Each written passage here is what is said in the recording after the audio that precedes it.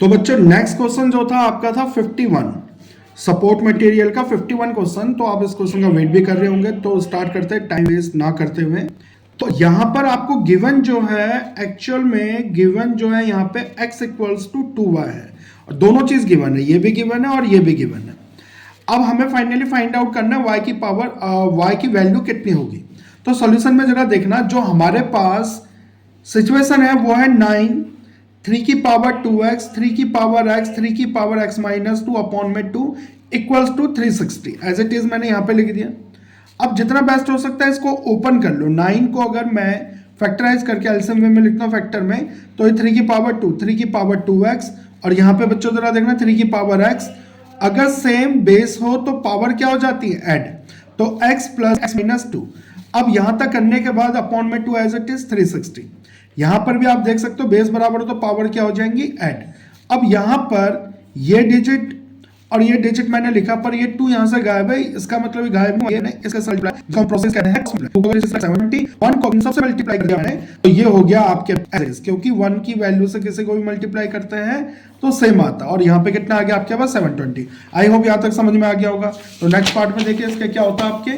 तो यहाँ पर जैसे कि आपके पास 3 की पावर 2, 3 की पावर 2x, 3 की पावर 2x डिवाइडेड बाय 3 की पावर 2, ऐसा इसलिए हुआ बच्चों, जरा देखना 3 की पावर अगर 2 प्लस में 2x है, तो इसको मैं 3 की पावर 2 इंटू में 3 की पावर 2x लिख सकता हूँ। वाई, क्योंकि बेस सेम हो तो पावर क्या हो जाती है, ऐड। ये सब दे रखा तो उसको मैं इस फॉर्म में भी लिख सकता हूँ। इसी तरीके से अगर डिवाइड हो, यहां पर डिवाइड हो तो उसको हम क्या करते हैं, माइनस। जैसे कि यहाँ पे 3 की पावर 2x माइनस में 2 हो तो 3 की पावर 2x और डिवाइडेड बाय 3 की पावर 2 को लिख सकता हूँ, नीचे यहाँ पे लिखा है, और ये इक्वल्स टू आपके पास 720। अब आप इसमें देख सकते हो कि इसको तो मल्टीप्लाई को मैं सेम ही लिखूंगा, पर ये डिवाइड है, डिवाइड को मैं क्या करूंगा, अपॉन में। अब यहां पर देखिए इन दोनों डिजिट में क्या कॉमन है, 3 की पावर 2x, 3 की पावर 2x मैंने कॉमन ले लिया, आपके पास रेस्ट वैल्यू बच जाएगी 3 की पावर 2 और यहाँ पे 1। इसको बैलेंस करेंगे तो देखो बच्चों यहाँ पर थोड़ा सा कैलकुलेशन आपको समझना होगा। 3 की पावर 2 मतलब 9, 3 की पावर 2 मतलब 9, और 9 और 1 का एलसीएम 9। 9 से अगर 9 को मल्टीप्लाई करेंगे 9 इंटू 9 माइनस में 1। कई बच्चों को ये एलसीएम प्रोसेस नहीं समझ में आता, तो थोड़ा सा मैंने यहाँ पे हिंट आउट कर रखा है। 3 की पावर 2 को ओपन करूंगा तो 9, और 1 अपॉन में 3 की पावर 2 है तो 9, 9 और 1 का एलसीएम 9, तो 9 से 9 मल्टीप्लाई होगा 1 से 1, तो ये आपके पास आ गया जी 9 इंटू में 9 माइनस में 1 अपॉन में 9। वही चीज यहाँ पे लिखा गया, ये मल्टीप्लाई हो गया। 9 9 जे 81 माइनस 1 अपॉन में 9। इसको और मल्टीप्लाई करते हैं हम आगे सॉल्व करते हैं। 81 में से 1 माइनस हो गया 80 अपॉन में 9, और ये 3x है। एक्चुअल में आप मल्टीप्लाई इनको मत करना, आप इन सबको उस तरफ लेके चले जाओ। This process is called reciprocal. 80 upon में 9 को अगर मैं उधर लेके चले जाता हूँ 9 अपॉन में 80, इसको अगर हम सिंपलेस्ट फॉर्म में लिखते हैं तो हम देखते हैं 9 इंटू में 9, और 9 इंटू 9 का मतलब ये फॉर्म हो जाएगा 3 3 9, 3 3 9, 8 मीन्स 3 यहाँ पे 4 टाइम है, तो 3 की पावर 4। आपको पता ही होगा अगर बेस बराबर हो तो पावर भी क्या हो जाती है, इक्वल हो जाती है। यहाँ पे स्टेटमेंट लिख देना आप लोगों को, पहले मैंने लिख रखा है, if base are equal their power is also equal. तो बेस से बेस आपका यहाँ से कैंसिल आउट हो गया, तो 2x किसके इक्वल हो गया, 4 के। यहाँ से x निकल गया 2।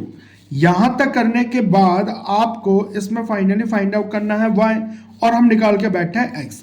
तो x निकलेगा तभी आपका y फाइनलाइज होगा। तो देखो हमें जो गिवन है, we have x equals to 2 की पावर y, ठीक है। x कितना निकला 2, और इसकी पावर क्या है 1। बेस सेम है तो पावर भी क्या हो जाएगा बेटा, इक्वल। यहाँ पे लिख देना है base are equal their power is also equal. तो y की वैल्यू आपके सामने यहाँ पर आ गया 1। आई होप आपको बहुत अच्छे से क्लियर हो गया होगा ये क्वेश्चन। तो इसी तरीके के वीडियो के लिए आप हमारे चैनल को सब्सक्राइब और लाइक करें। तो नेक्स्ट क्वेश्चन की तरफ बढ़ते हैं बेटा। नेक्स्ट क्वेश्चन 52 है, सेकंड लास्ट क्वेश्चन आपके सपोर्ट चैप्टर फर्स्ट का। इसमें दे रखा ए की A2 और B3 के इक्वल दे रखा है। बड़ा ही सिंपल क्वेश्चन है, ये ज़्यादा बड़े क्वेश्चंस के वे में नहीं आते, छोटे क्वेश्चन से आते हैं। और यहाँ पे दे रखा है A की पावर B की पावर, और ये इनवर्स मतलब इसके पावर -1 दे रखा है। A की जगह मैं 2 रखूंगा, B की जगह 3, B की जगह मैं 3, और A की जगह मैं 2। अब इसकी वैल्यू को रखने के बाद 2 की पावर 3 मीन्स 8 हो गया, 3 की पावर 2 मीन्स 9 हो गया। ज़्यादातर मैक्सिमम बच्चे गलत क्या कर जाते हैं, 2 3 ज़ा 6, 3 2 ज़ा 6, वहाँ पे गड़बड़ हो जाता बच्चे।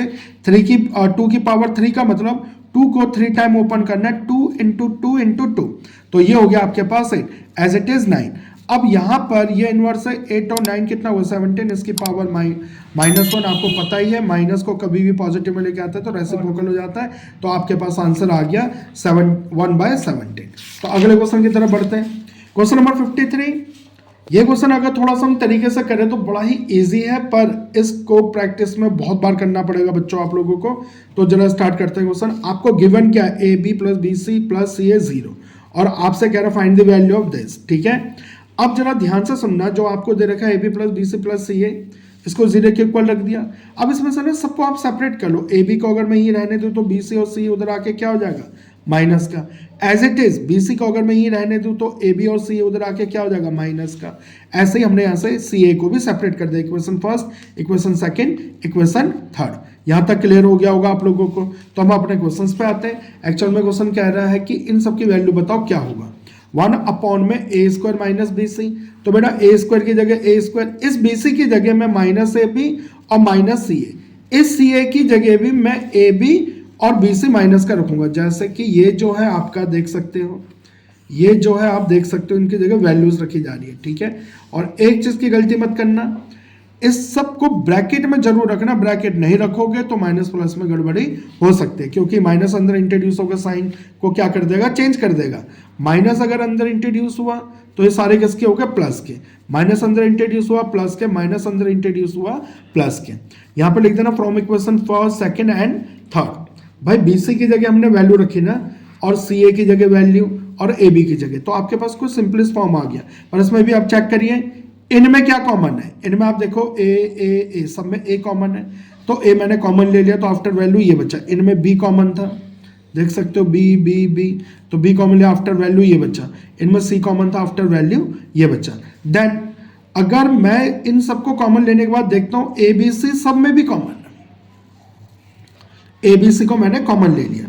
ए बी सी जब मैंने कॉमन लिया तो 1 में ए, 1 में बी, 1 में सी, ठीक है। देखो A B C, A plus B plus C है, तो यहाँ पे भी A plus B plus C, ऐसे ही आगे पीछे हो रखा पर सेम है।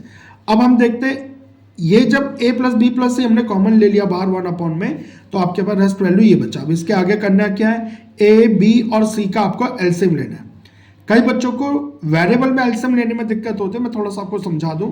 जैसे a है, b है, c है, एलसीएम कैसे लेंगे, इन सब में कुछ भी कॉमन नहीं है तो a ले लिया हमने, a की जगह 1 और यहाँ पे b और यहाँ पे c।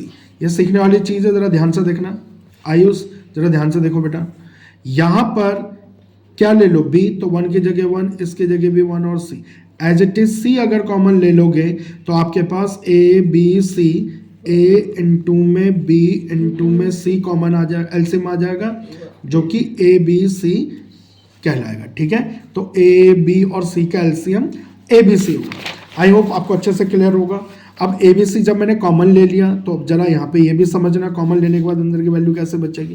देखो इस ए बी सी को ना, ए बी सी को आप डिवाइड कर दो ए से। अब ए से क्यों डिवाइड करेंगे भाई, आप जरा ध्यान दो, इस ए से ए बी सी को मुझे डिवाइड करना है, तो मैंने डिवाइड ये करा, तो ये इससे कैंसिल हो गया, बचा क्या आपके पास बी सी ऊपर। As it is A B C को बी से डिवाइड करा, ए और सी बचा आपके पास। As it is A B C को मैंने सी से डिवाइड करा, तो मेरे पास ए बी बचा। पर जैसे ही यहाँ तक होता तो थोड़ी देर के लिए आपका माइंड रुकेगा कि भाई इससे आगे कैसे सॉल्व करें इसे। पर बच्चों आपको पता ही होगा A C plus B C plus A B plus B C plus A C ना 0 के इक्वल आपको पहले से ही गिवन है, ठीक है। A B C plus A C equals to 0 पहले से गिवन है, तो बेटा मैंने इन सब की जगह A B plus B C plus A C इनकी जगह क्या रख दिया 0, ठीक है जी। अब यहाँ पे रखने के बाद 0 को अगर ए बी सी से डिवाइड करूंगा तो 0, और 0 को किसी वैल्यू से मल्टीप्लाई करते हैं 0, तो ये आपका फाइनल आंसर है। आई होप आप लोगों को क्वेश्चन बहुत अच्छे से समझ में आ गया होगा। इसी तरीके के कंटेंट और इसी तरीके के वीडियो के लिए हमारे चैनल को लाइक और सब्सक्राइब करिए। Thank you.